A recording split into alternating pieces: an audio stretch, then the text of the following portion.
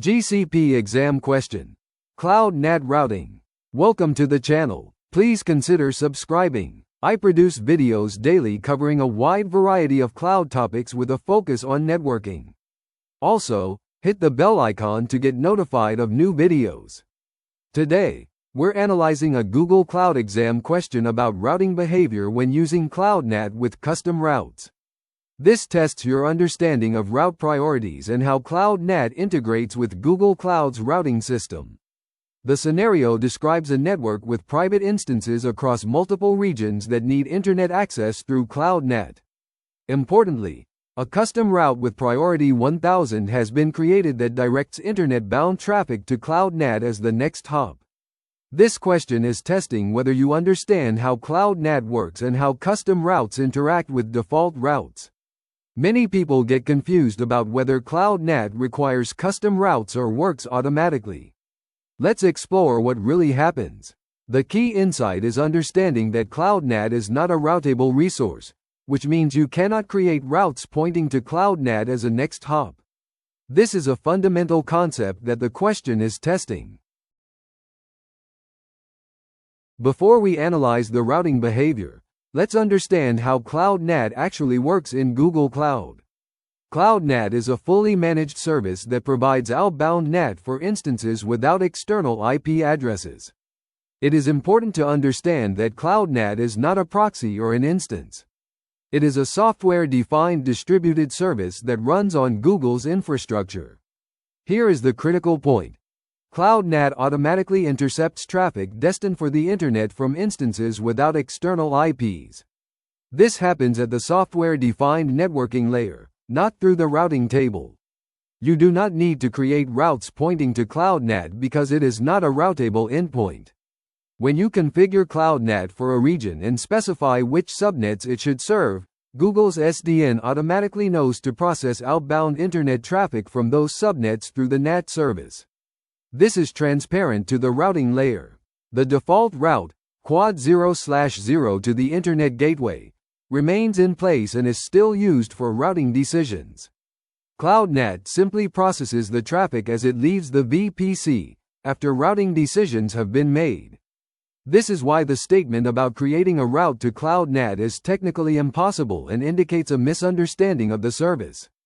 Think of Cloud NAT as an invisible layer that sits between your VPC and the Internet, automatically translating addresses for instances without external IPs. It is not something you route to, it is something that processes traffic that is already routed to the Internet. Let's analyze what happens with the routing configuration described in the question. The question states that a route with a priority of 1000 was created for traffic going to the Internet from instances with next hop as the Cloud NAT. This statement contains a technical impossibility that is key to answering correctly. In Google Cloud, you cannot create a route with Cloud NAT as the next hop. The valid next hop types are an instance, by name or IP, a VPN tunnel, an internal load balancer, or the default Internet Gateway. Cloud NAT is not a valid next hop type because it is not a routable resource. Since such a route cannot actually be created, we need to determine what really happens. The instances are private, meaning they have no external IPs, and Cloud NAT is configured. In this scenario, the default route, which is quad 0/0 pointing to the Internet Gateway, with a priority of 1000 still exists and is used for routing decisions. When traffic from a private instance is destined for the Internet, the routing table directs it to the Internet Gateway, following the default route. As this traffic attempts to leave the VPC, Cloud NAT automatically intercepts it because the source instance has no external IP. Cloud NAT then performs the address translation and forwards the traffic to the Internet. So the routing decision uses the default gateway, but the actual traffic flow goes through Cloud NAT transparently. This is the normal, expected behavior for Cloud NAT. Let's clarify how route priorities work in Google Cloud to better understand this scenario. In Google Cloud, routes have priorities where lower numbers indicate higher priority. The default route to the Internet Gateway has a priority of 1000. When multiple routes match a destination, the route with the lowest priority number wins. For example, if you have two routes to quad 0/0, one with the default priority of 1000 and another with a priority of 500, the route with priority 500 would be used because it has a higher priority. In our scenario, even if it were possible to create a route to CloudNet, which it is not, having the same priority of 1000 as the default route would create ambiguity. Google Cloud would need to use tiebreaker rules, which could lead to unpredictable behavior. But since you cannot create routes to CloudNet, this is a moot point. The question is testing whether you know this limitation. The default route remains the only route for internet traffic, and CloudNet processes the traffic transparently based on its configuration, not based on routing rules. This is an important distinction. Routing determines where traffic should go, to the internet gateway, while CloudNet determines how it gets there, with address translation, for instances without external IPs. Based on our analysis, the correct answer is that traffic will use the CloudNet to access the internet, but not because of any custom route pointing to CloudNet.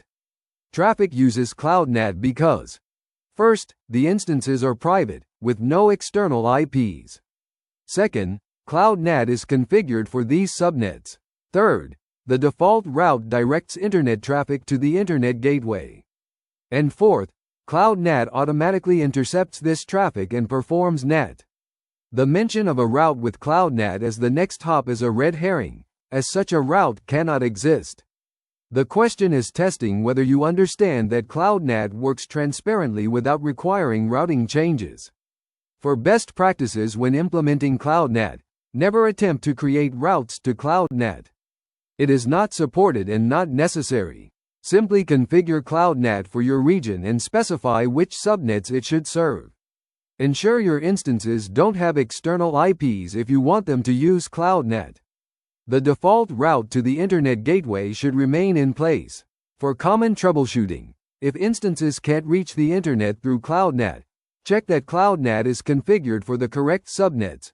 Verify the instances truly have no external IPs. Ensure firewall rules allow egress traffic, and check the CloudNet logs for any issues. Remember, CloudNet is designed to be simple. You configure it once and it works transparently. You don't need to modify routes, create special firewall rules, or change your application. It just works for instances without external IPs. Thank you for your attendance. Please consider subscribing to the channel.